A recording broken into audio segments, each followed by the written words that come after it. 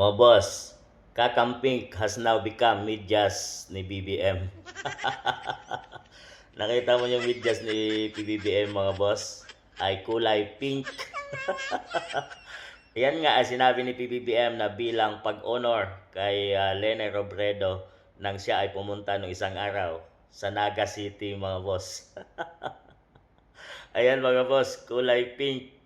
Pero ito, may nabasa tayong komento dito mga boss tungkol dyan sa medyas na suot ni PBBM.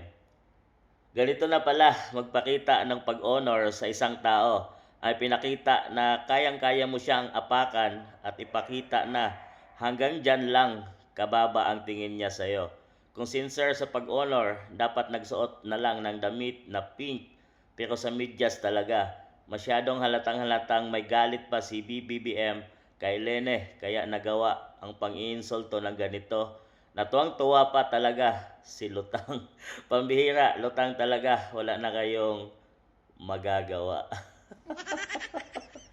Tama ka din naman mga boss no. Kung talagang i-honor mo ang isang tao, ay ba't di mo ipakita sa pagsusuot mo ng damit or pantalon, at least yung panglabas.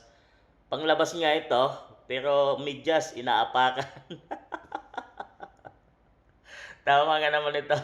Tama nga naman ito is yung isang komento ng isang netizens mga boss no na bakit medyas ang medyas ay inaapakan natin diyan sa paa. So masyadong mababa ang pagtingin ni PBBM kay Lene Robredo. Alam nyo bakit mga boss? Ay talagang magkagalit at magkatunggali itong dalawang ito. Una ay nang tumakbo at magkalaban sila bilang vice presidente mga boss. At talagang doon ay natalo si BBM ni Lene Robredo. At hindi pa natapos doon mga boss, ay nag-submit ng petition itong si BBM at sinabing dinaya siya doon sa bilangan ni Lene Robredo mga boss. Pero walang nangyari at natapos pa rin ni Lene Robredo yung kanyang term. So bumaliktad noong 2022, naglaban na naman sila uli. At dito, pagka Pangulo, Presidente ng Bansang Pilipinas, nagkalaban sila at doon si BBM ang nanalo at natalo niya si Lene Robredo.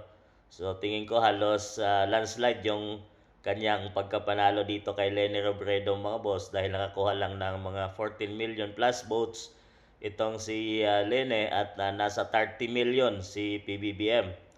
So doon at sinabi, nagpahayag si Lene Robredo na walang isang salita at hindi nakakaresponde sa anumang mga trahedyang nangyayari at oras ng pangangailangan itong si PBBM. So sinabi lang never again at mahina talaga itong si PBBM na yun naman talaga ay totoo. Yung sinabi ni Lene Robredo dahil nakita natin sa 3 years sa panungkulan ni BBM may mahina nga talaga at wala itong ginawang mga proyekto at puro salita lang ito mga boss at pangako ay madalas pa nga ay hindi nangyayari yung kanyang mga panampangako at hindi natutupad. So ang dalawang ito ay mapabalitang magkakakampi sa darating na magkakampihan sa darating na 2028 election.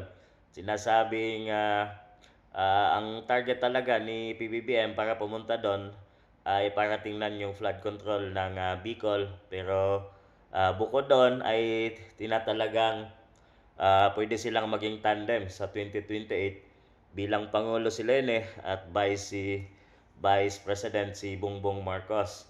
At talagang magsasanay pwersa sila yung Pinklawan at ang Marcos loyalist para matalo nila ang isang tao, si BP Inday Sara Duterte. Pero nakakatawa yung ginawa ni PBBM ay hindi siya nag-honored ng pink, nakasuot siya ng blue, bagkos ang in-honored niya ay apakan si Lene Robredo sa pamagitan ng medyas. Ano masasabi nyo dito mga boss?